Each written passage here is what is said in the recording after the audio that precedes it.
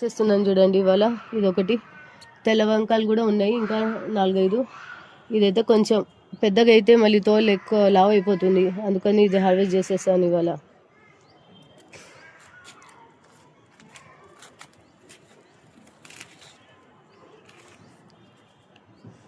చాలా లేతగా ఉంది, చాలా చిన్నగా ఉంది.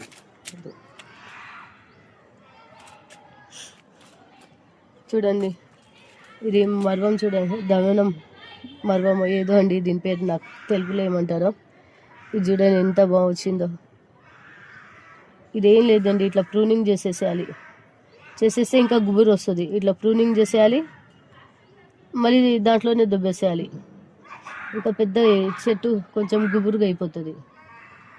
దీనికి అంత కేర్ తీసుకోవాల్సిన అవసరం లేదండి దవనంకి, కాకపోతే కొంచెం సెమీ షేడ్లో పెట్టాలి, మరీ అంత ఎండ అవసరం లేదండి దీనికి, బాగా వస్తుంది.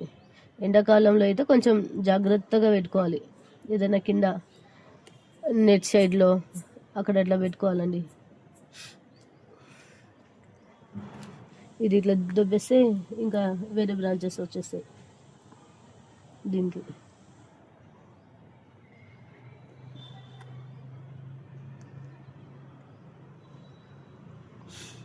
అట్లన్నా దొబ్బొచ్చు, లేకపోతే కొంచెం అలోవెరా జెల్ పెట్టన చేయొచ్చు, లేకపోతే రూటింగ్ హార్మోన్ ఉంటే రూటింగ్ హార్మోన్ ఇట్లా కొంచెం ఆకులు తీసేసి కింద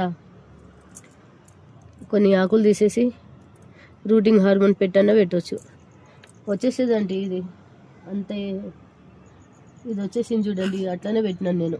ఇది వచ్చింది, ఇది వచ్చింది, ఇది కూడా వచ్చి చూపిస్తాను చూడండి. 4 పెట్టినాను.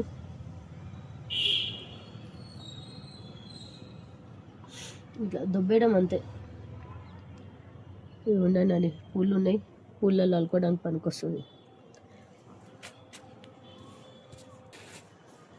ఇక్కడ చూడండి సపోటా పండ్లు దండిగా వస్తున్నాయి, ఇదొకటి, ఇదొకటి, ఇక్కడొకటి, ఇక్కడొకటి,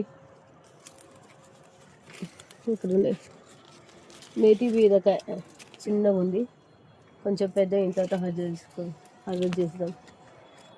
బీరా అండి ఇదంతా, ఇది ఇక పొట్టి బీరానే తీసేస్తున్నా అండి ఇది ఇవాళ. చిన్న బీర, ఇంకొకటి ఇక్కడ ఉంది. ఇదేమో అండి చిన్న చిన్నగా ఉన్నాయి బీరకాయలు, ఇవి పొడుగు కావేమో, ఇవి